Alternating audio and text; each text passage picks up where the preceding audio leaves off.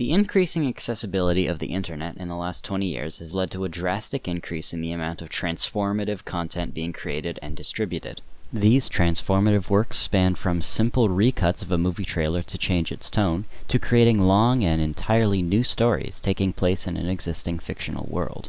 A relatively recent novel titled Ready Player One relies heavily on works created by others in the past. Many of these works are featured in the book The Ultimate History of Video Games. Using these clear examples of both original content based on other work and content which could never exist without the other works, we can determine when something derivative can be truly original. I see a ship in the harbor. I can and shall obey. But if it wasn't for your misfortune, I'd be a heavenly person today. The Merriam-Webster Dictionary lists the definition of original as a work composed firsthand or one from which copies have been made. The Urban Dictionary has this to say about original content. Original content is gold. It brings value into the world and light into the dark recesses of the web. We can assume from this that a work being new and original is extremely important for its success. This leads us swiftly onto the internet era.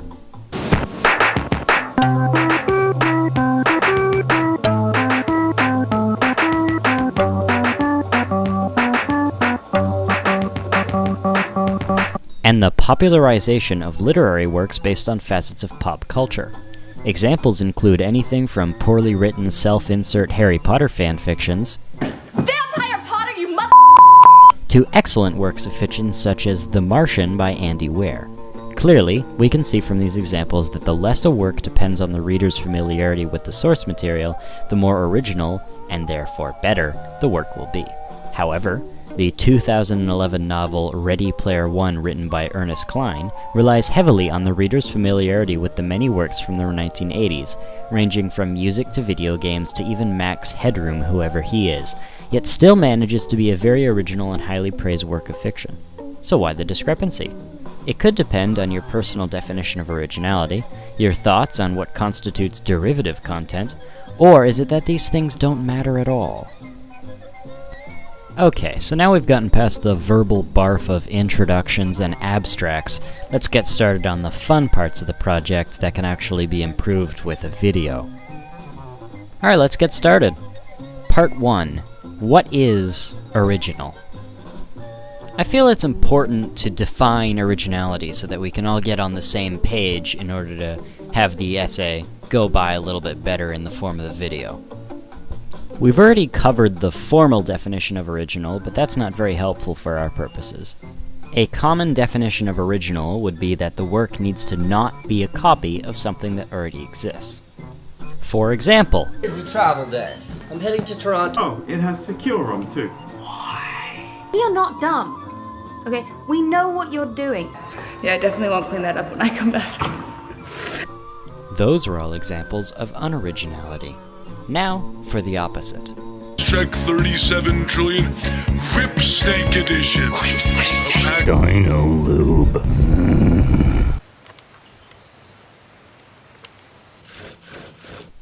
Admittedly, those are cherry-picked examples, but what sets them all apart is that they're new. There hasn't been another person to walk through a forest and make a blower using completely naturally occurring elements, such as that last guy you saw. Those were good examples of something called true originality. What really matters, though, is subjective originality or perceived originality. What I mean is that if you first saw this video... No, it's not. And then you saw this video... My Jeep is best because not one flag, not two flags, but 6 flags. Even though that latter video is actually the first and the inspiration for the first one, the intended effect would not be the same because of the perceived originality of the first one. You'd never seen anything like that first video before, despite it being inspired and the idea essentially stolen from the creator of the second video. Now let's move on to what can be described as derivative. The internet defines derivative as something that is based on another source, so pretty easy conclusion. You'll also get the mixing bowl set, ice cube trays, an inflatable chair, glow sticks, a shower caddy, fridge magnets, an ironing board with shirt rack, an electronic Sudoku puzzle generator, language translator, mouse pad, and a mascot outfit. The other definition of derivative is imitative of another work or person and usually disapproved of for that reason. So therefore, we can determine that any work that is based on, relies on, or takes inspiration from something else is derivative only if it is disapproved of for that reason. Ready Player One, despite being almost entirely based on pre-existing worlds, is not disapproved of for that reason. The most common complaints about Ready Player One are more about the odd story and general amateurish writing and dialogue. The same complaints are also given to Ernest Cline's other book, Armada. So again, why the discrepancy? The issue is less if something is original or derivative, it's if that thing can stand on its own as a work that can be appreciated without knowledge of the source materials. It's difficult to enjoy My Immortal, which is actually the name of that terrible Harry Potter fanfiction. I played a clip from the web show version of it earlier. Even in an ironic, so bad it's good way, without at least a small familiarity with the Harry Potter series and its characters. It's possible, however unlikely, that you might not know that Morty McFlea is not actually a character from the source material. Ready Player One, on the other hand, stands very well on its own. Hey, I didn't even know the band Rush existed, and that book still shot to be my favorite. Any part of the book where knowledge of a source material or reference is needed explains that reference in detail. So far, at this point, all this research essay has done is carefully defined concepts. Ready Player One and My Immortal both have one thing in common, is that they're both based on and rely heavily on other source materials for their success. And a common thought is that the less a work relies on another work, the better it is, with the exception of sequels. However, of all the examples shown to you in this video, they were video examples. It's easier to present a video within a video, believe it or not. But I digress. All of those examples rely on the viewer's knowledge of something existing. If that person didn't have that knowledge, those videos aren't good, they're not funny, they don't seem entertaining, or nearly as entertaining as they would be had you known it. Let's go through them one by one.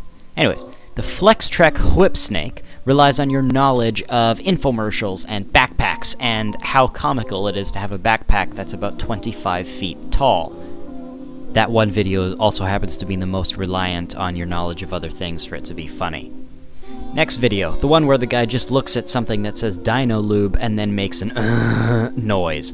That's funny because you probably know that Dino Lube is most likely just some kind of lubricant. However, the implication appears to be that which makes it funny, especially for this guy making the sound.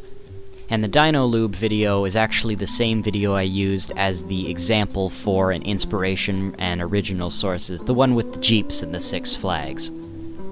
The last video is the most original of all of them, with the video series called Primitive Technology. In the specific video, he's making a fan using clay and bark and sticks, and the whole idea is that he has to build it using no resources, no tools, not even a knife. He doesn't even wear shoes. The idea is to prove that a caveman could do this if he really wanted to.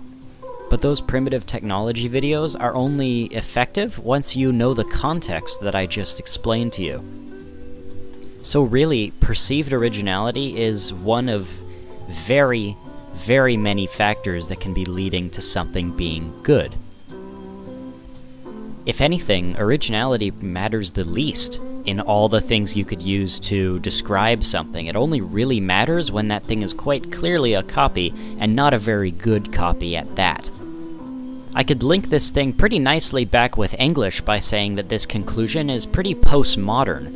Although, if my definition as postmodernism is wrong, please bear with me, I got my definition from a PT Cruiser review. So let's end the little lesson video on a happy note. Let's overlay the conclusion over some happy music and maybe a nice picture of a puppy, shall we?